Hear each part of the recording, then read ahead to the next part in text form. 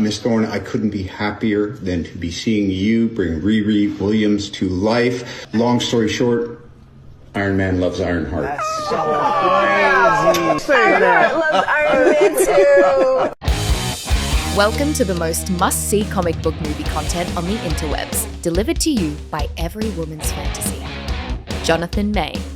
This is Comic Book Cinema.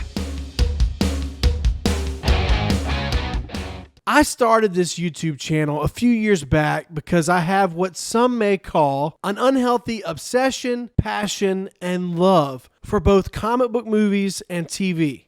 Despite what some may think, I'm always rooting for Marvel and DC to succeed. Some YouTubers went into this show expecting to hate it, and they got what they wanted. I don't like derivative characters more than the next guy, but I went into this show willing to give it a fair shot and trying my best to forget about most of the slop that Marvel Disney has given us the past few years. It's definitely interesting that Kevin Feige and company elected to dump this onto Disney Plus within 7 days, almost showing us as fans that they weren't very confident in this performing well. As of the recording of this video, ratings data is not available yet, but I assure you when it comes out, it won't be very good. No.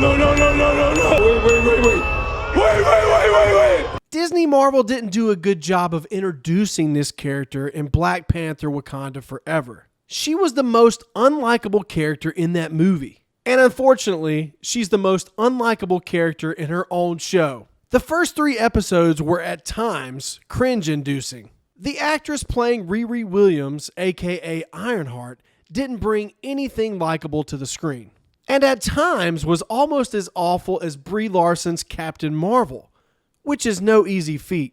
Is that like a personal attack or something? Had it not been for my obsession with comic book television, like I was talking about earlier, I would have quit this show after the first 3 episodes.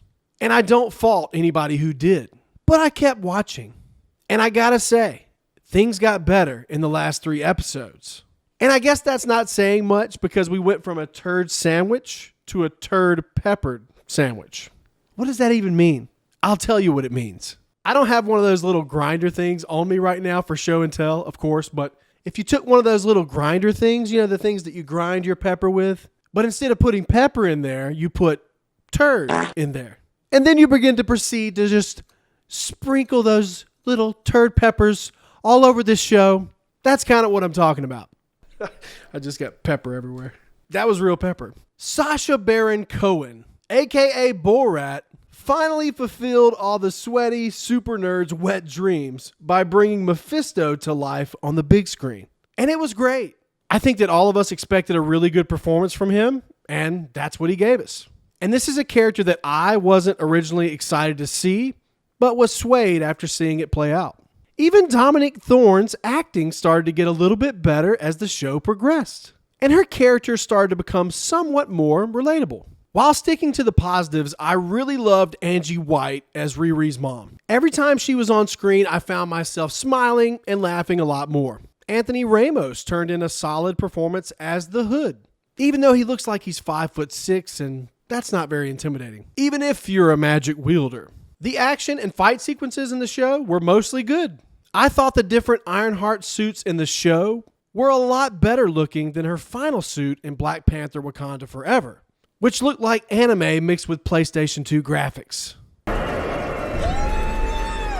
It's such a shame that turds were peppered onto this show.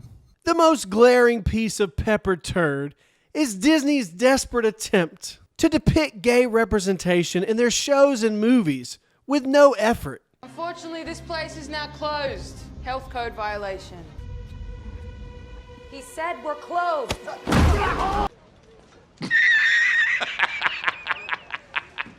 Let's just kill her, right? Okay.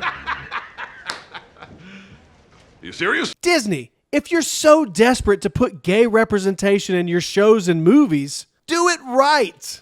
Netflix and Apple have already given you the blueprint. Use it. I'm not saying that audiences will back you in your efforts, but at least do it right. Another piece of sprinkled turd. Riri's friend / glitched AI, Natalie. The girl is not a good actress. Your girl finna be bigger than Jobs. Right. Bigger than Gates. Right. Bigger than Pym. Right. Bigger than Stark. Yeah. From beginning to end, nothing she does on screen is impressive. The character's just not well written. The Hood's gang of misfits is awful. More forced diversity with no purpose.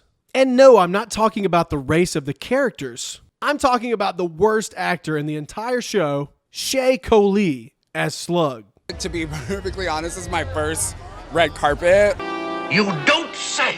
I play Slug, and I'm the hacker extraordinaire. So, I'm the one breaking code, shutting down systems, and I also drive a mean getaway car and a mean getaway speedboat. Okay. Excuse me, it's ma'am. It is ma'am.